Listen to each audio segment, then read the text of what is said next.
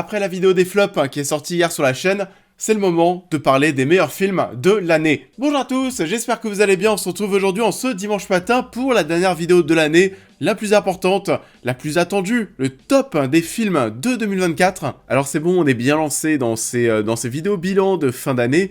Les tops et les flops films, on est dessus, le flop film est disponible depuis hier. On passera ensuite en tout début d'année prochaine sur mes attentes 2025, films, séries, jeux vidéo. Et on se retrouvera ensuite bien entendu pour le top et le flop série de 2024. Mais avant de passer aux séries, on termine avec les films. Aujourd'hui, le top film de l'année. Comme je l'ai dit dans la vidéo des flops, c'est un top des films de l'année que j'ai un peu plus de mal à réaliser que les flops. Et du coup, voilà, alors comme d'habitude, de la 10e à la première place, on est sur quelque chose, encore une fois, de très subjectif. Je vous invite à me dire en commentaire, vous, quels sont vos films préférés de l'année. Et pour ma part, écoutez, c'est parti, on se lance. Anora. On commence fort avec tout simplement la Palme d'Or de Cannes 2024, le nouveau film de Sean Baker. Et c'est un long métrage qui, j'ai l'impression, n'a pas fait la totale unanimité. Mais pour ma part, j'ai adoré, c'est une des séances qui m'a le plus marqué cette année, tout simplement. Je me souviens que je savais pas trop ce que j'allais aller voir et le film se lance.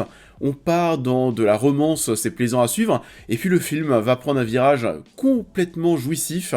On va rentrer ni plus ni moins que dans de la comédie, et ça m'a tellement fait marrer, ça m'a tellement diverti, et pourtant on était parti pour traiter des sujets qui étaient plus que sérieux, qui étaient même parfois assez graves. Mais il y a ce moment pivot qui arrive au milieu de l'histoire avec l'introduction notamment de ces nouveaux personnages, les hommes de main, qui sont des gangsters mafieux, et voilà, ils débarquent et ça va changer absolument tout le ton du film. C'est un projet qui à partir de là devient totalement taré, et bien entendu, mention spéciale pour Mickey Madison, l'actrice principale de l'œuvre, qui est de loin l'une des révélations de l'année, qui va se donner corps et âme pour le rôle.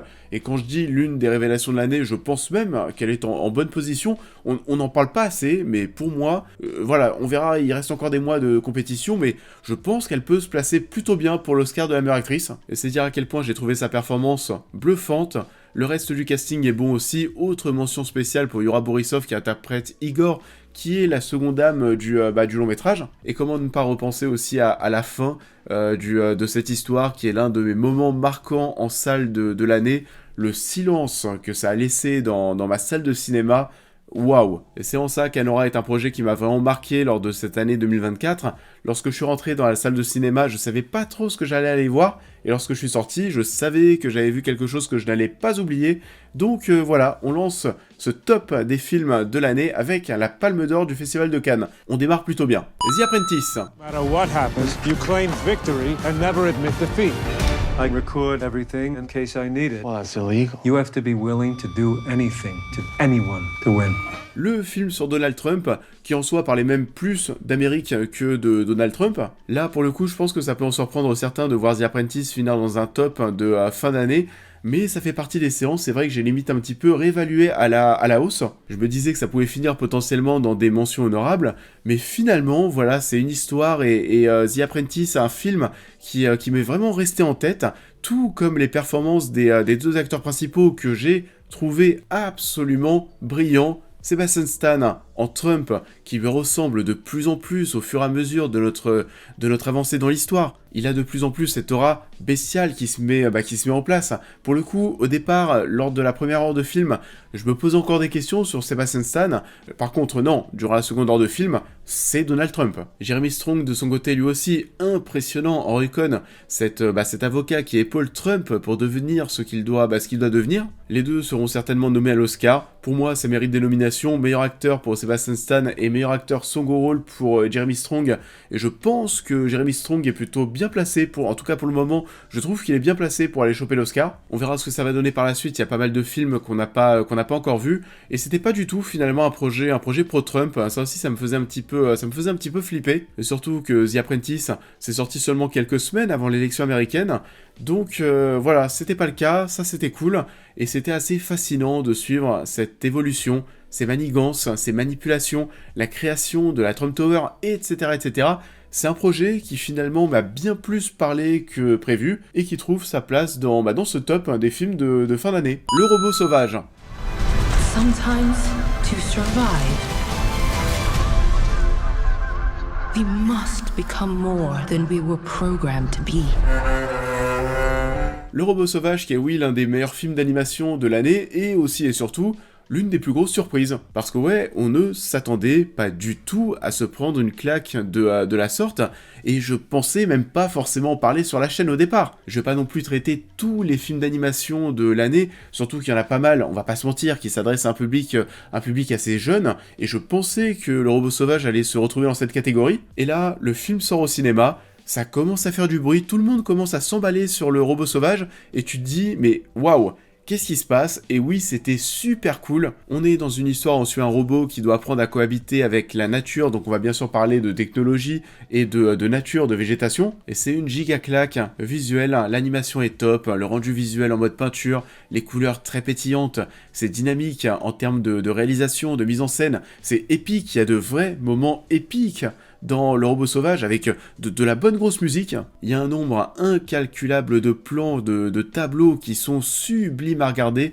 c'est vraiment super beau. Alors oui, c'est pas l'histoire la plus originale du monde, mais il y a une émotion de dingue qui se dégage de tout ça, parce que oui, c'est le deuxième gros mot qui va nous permettre de caractériser ce film.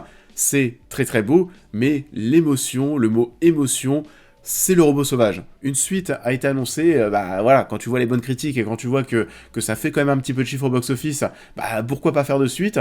Sauf que bon, j'espère qu'on va se retrouver de nouveau devant quelque chose de beau, d'intelligent, et pas devant une suite qui va simplement vouloir se faire pour aller chercher des petits billets en plus. Ça serait vraiment très dommage de tourner du mauvais côté de la force quand tu vois toute la sincérité, la bonne sincérité qu'il y a dans ce premier film. Iron Claw.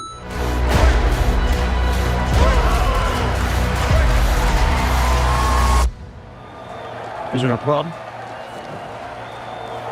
No, sir. Il y a des films parfois chaque année que tu vois très très tôt, dès le mois de janvier, et où tu te dis waouh, alors ça, il y a peut-être moyen que ça fasse déjà partie des meilleurs films de l'année. Et Iron Claw en fait partie. Pourtant, c'est pas le truc qui m'emballait le plus sur le papier, ça parle de catch, même si c'est pas le principal, on est surtout là pour suivre un drame familial. On suit l'histoire d'une famille qui traverse des péripéties folles, impensables, inimaginables. Je me souviens durant ma séance que toutes les 20 minutes, on se disait tous « Non mais attends, c'est pas possible, là, ce qu'on est en train de voir, ça a pas pu se réaliser, c'est pas possible. » Et c'est quoi cette famille maudite? Et le pire, c'est que la réalité est encore plus dure, mais waouh, c'est quoi ce destin incroyable qu'on est en train de suivre? Et c'était porté notamment par un excellent Zac Efron qui a été un peu ghosté pour les Oscars 2024, c'est peut-être son meilleur rôle au cinéma, il était vraiment super, et je vous invite vraiment à rattraper ça pour ceux qui ne l'ont pas vu, c'est une des bonnes grosses gifles qu'on s'est prise en début d'année, autour de cette histoire terriblement dramatique. Il faut voir Iron Claw, pour moi, voilà, et c'est pas qu'une histoire de catch, comme je le disais, si vous n'aimez pas le catch, ne vous inquiétez pas, allez-y quand même. En tout cas, j'espère que ça permettra à Zac Efron d'avoir de nouveaux rôles intéressants comme celui-ci pour la suite de sa filmographie et de sa carrière. Iron Claw, ça a totalement sa place dans un top de fin d'année. Moi, capitaine.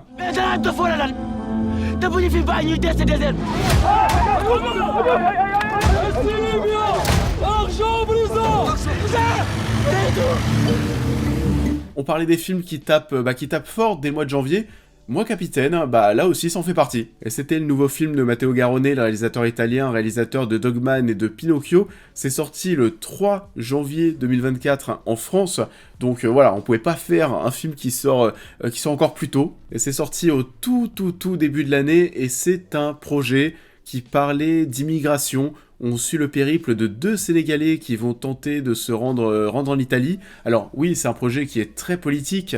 Bien entendu, on est là pour nous montrer la dureté de la vie des hommes qui cherchent à aller trouver une nouvelle vie autre part, en Italie ici notamment. Alors c'est un projet aussi qui est très fort, parce que c'est réalisé par un réalisateur italien, et c'est un projet quand même assez pro-immigration, et l'Italie, je vous l'apprends pas, est un pays qui penche de plus en plus vers l'extrême droite depuis pas mal d'années. Donc oui, il fallait clairement le faire, et au-delà de cet aspect politique, un long métrage qui est intense, qui est dramatique, qui est poignant, qui est dur à regarder. On suit plein de choses qui vont nous paraître injustes, il y a un côté qui va vraiment nous révolter. Et là aussi, on suit pas mal de péripéties qui vont nous laisser sans voix, notamment le final.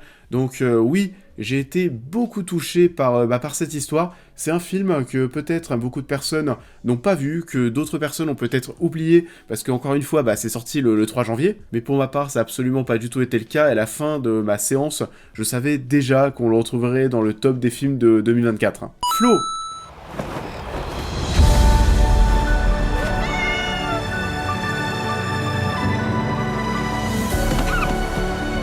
Et donc oui, Flo est mon film d'animation préféré de l'année devant le Robot Sauvage. Et ça a été l'un de mes giga coups de cœur de l'année et l'une des projections qui m'a fait le plus de bien au cinéma, sortée d'une très très grosse journée de travail. Et le soir même, Flo, et c'était une petite bulle de bonheur qui faisait du bien, de détente même. C'était une safe place, une plongée dans ce monde où on suit ce petit chat et d'autres animaux que l'on va croiser, et c'était super immersif, super relaxant en fait, comme expérience. Alors oui, au niveau de l'animation, on a déjà vu plus impressionnant, on n'est pas devant le Robot Sauvage, on n'est pas devant Arcane, on n'est pas devant Spider-Verse, on voit les ficelles de l'animation, mais en même temps, c'est un peu ce qui va faire le charme du rendu final de Flo. Ça n'empêche pas le film d'avoir des moments de bravoure, d'avoir des moments qui sont très très beaux, des beaux jeux de lumière, une belle réalisation. C'est super touchant, c'est très mignon. On a une mise en scène et une réalisation qui va être très inspirée du jeu vidéo dans cette manière de filmer le chat, de l'accompagner, avec des plans aussi qui vont être très très longs. On est dans des longs plans séquences. C'est une histoire qui est pas très très longue, il faut vraiment prendre ça comme un petit bonbon qui fait du bien. Donc ouais, Flo, c'était une de mes plus belles séances de l'année, une de mes plus belles découvertes, belle surprise, et ça n'a pas forcément grand chose à voir, mais c'est vrai que j'ai toujours pas fait Stray, je vais essayer de me le prendre sur PlayStation, enfin voilà, j'ai peut-être envie d'être un chat, désormais. Emilia Pérez. El monte, tenemos un cartel en el mercado de las nuevas drogas. ¿Y quién le puede ayudar, señor del monte? Quiero ser una mujer. Et là c'est bon, on rentre dans le très très lourd, le top 4.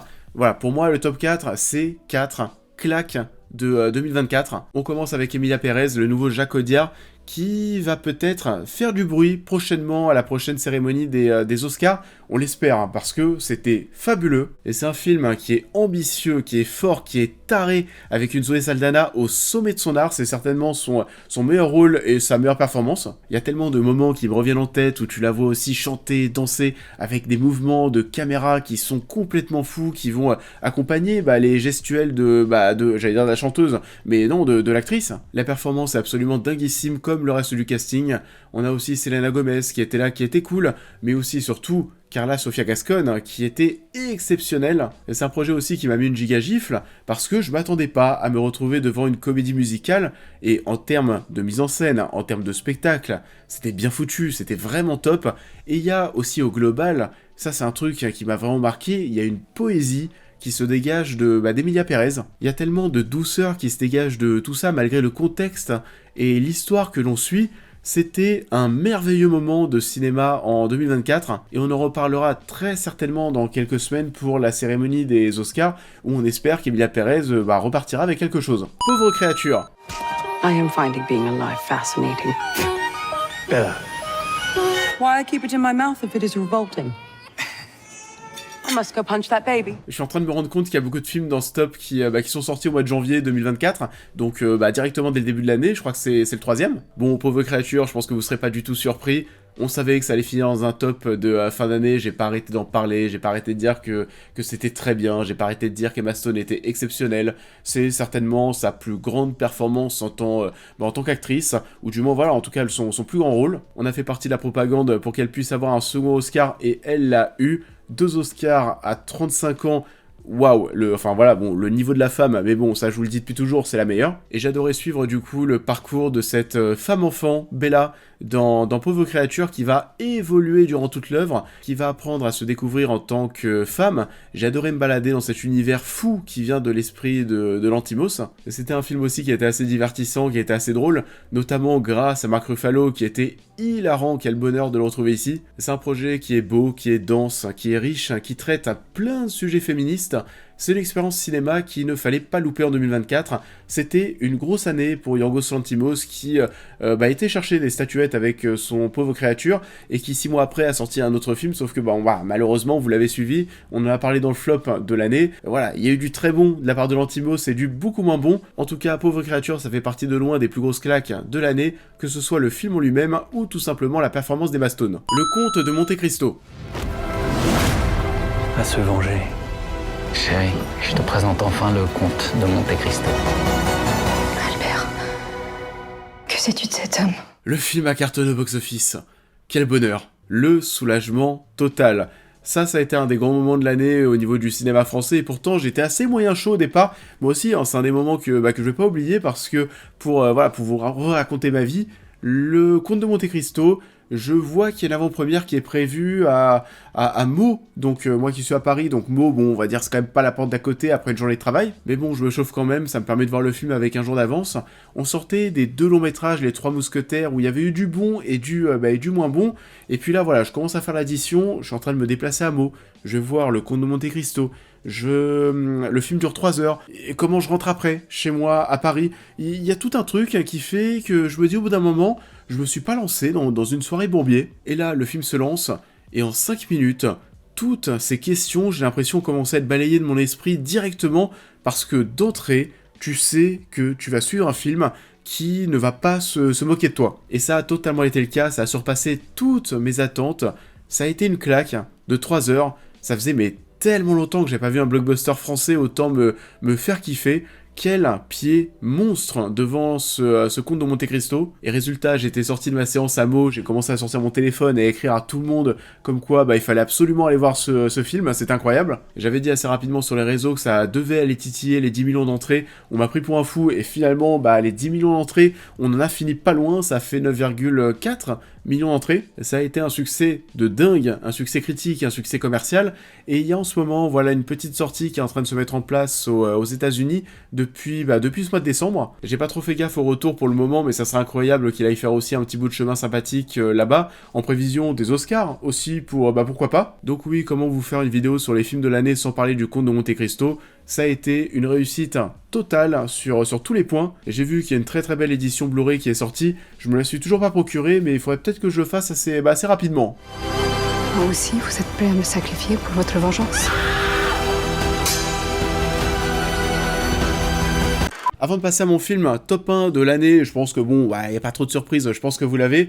On revient sur quelques mentions honorables, des projets qui auraient pu terminer dans ce top, mais qui, il fallait en garder 10. Mention honorable pour Le Cercle des Neiges, pour Wicked aussi, qui m'a surpris, je m'attendais pas à autant apprécier, et c'était plutôt pas mal, et j'ai assez hâte, mine de rien, de voir la suite. Mention honorable aussi pour Transformers One, c'était vraiment pas mal, et pour The Substance, malheureusement, c'est la fin qui fait que ça ne termine pas dans le top, mais sinon pour tout le reste, c'était très bien. You are one. There's been a slight misuse of the substance. On peut évoquer aussi Nosferatu qui me reste en tête depuis que je l'ai vu il y a quelques jours, la zone d'intérêt qui devrait se retrouver dans le top des films de l'année de la part de beaucoup de personnes. Et j'ai bien aimé aussi Ferrari, May December qui est sorti au tout début de l'année, Civil War avec cette fameuse réplique de Jesse Plemons, quel genre d'américain es-tu? What? Well, you're American, okay? Okay. What kind of American are you? Et sans jamais nous connaître, le film qu'il fallait voir absolument avec Paul Mescal cette année, lisez entre les lignes, voilà, vous savez ce que ça veut dire. Bien entendu aussi Challengers, qui aurait pu terminer dans le top 10. You're incredible today. Et on va conclure ces mentions honorables avec 4 projets français, La Nuit se traîne, L'amour ouf, qui était quand même assez sympathique, L'histoire de Suleiman, et un petit truc en plus, qui est le projet français de l'année, plus de 10 millions d'entrées. Je vous présente Sylvain, les copains. On peut y aller, là. Qu'est-ce qu'on dit au chauffeur? Fils de pute! Et on est de retour, bien sûr, sur notre top 10. Sans surprise, top 1 de ce top 2024, Dune partie 2. I won't be fighting for him. I'm fighting for my people. You young pop. Bon, ça je pense que c'est sans surprise. Si vous suivez aussi un minimum la chaîne, ce sera peut-être pas le top 1 de tout le monde. mais pour moi c'est incontestable. C'est le film de l'année pour ma part, il n'y a rien à dire, c'est encore un spectacle grandiose offert par Denis Villeneuve. C'est encore meilleur que le premier. Il n'y a rien à dire, c'était parfait. Le premier film aussi d'ailleurs, il me semble que je l'avais mis en top 1 de l'année en question. Et pourtant, c'est pas que je suis un giga amoureux de Dune. Dune, en soi, j'en ai un peu rien à faire. D'ailleurs, même la série Dune Prophétie qu'on a eu cette année, c'était pas forcément ma cam à 100%, et ça on en reparlera aussi dans les tops et les flops séries. Et il se peut que ça soit plutôt du côté des flops. Non, là, c'est simplement que ce que nous propose Villeneuve, au cinéma avec cette saga, c'est du très très lourd, c'est tellement beau, tellement épique, accompagné par la magnifique BO d'Hans Zimmer. Il y a un mariage qui se met en place et qui fonctionne tellement bien, qui nous offre de loin l'un des meilleurs moments cinéma de l'année. Timothée Chalamet était plus qu'excellent encore une fois, et même impressionnant parfois ici. J'adorais de même la prestation d'Austin Butler. Non, vraiment, visuellement on en prend plein les yeux, la photographie est sublime, c'est beau, mais d'un beau durant l'intégralité du long métrage, et j'ai tellement hâte de voir la suite, le troisième film Dune Messia, qui devrait finalement arriver un petit peu plus tôt que prévu, parce que Denis Villeneuve avait annoncé qu'il allait faire une petite pause, mais finalement, la pause, le fait de s'arrêter un petit peu, j'ai l'impression que ça l'a un peu saoulé, il se faisait chier, donc il est revenu sur ses déclarations pour dire qu'il allait se remettre au travail plus rapidement que prévu. Donc la suite de Dune, partie 2, Dune Messia, elle devrait arriver en 2026 ou 2027, en tout cas qu'importe, ça prendra le temps que ça doit prendre. J'ai une totale confiance en Denis Villeneuve pour qu'il puisse conclure sa trilogie de belle manière. Non, vraiment, là, il est en train de nous servir quelque chose de dingue. Ça sera l'une des meilleures trilogies de l'histoire du cinéma, c'est le troisième film, et à la hauteur, tout simplement. Donc j'attends vos retours, mais de mon côté, aucune surprise. Dune partie 2, top 1 des films de l'année.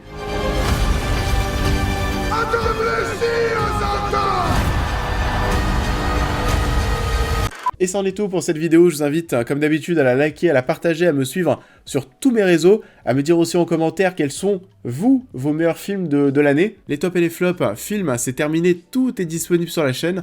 On va passer maintenant prochainement au reste. Mais d'ici là, je vous souhaite déjà un bon réveillon, encore une fois de belles fêtes de fin d'année, parce que je pense qu'on va se retrouver sur la chaîne, nous, en 2025. J'ai assez hâte de mettre au travail sur ma vidéo des attentes, parce qu'il y a plein de très très belles choses qui nous attendent l'année prochaine.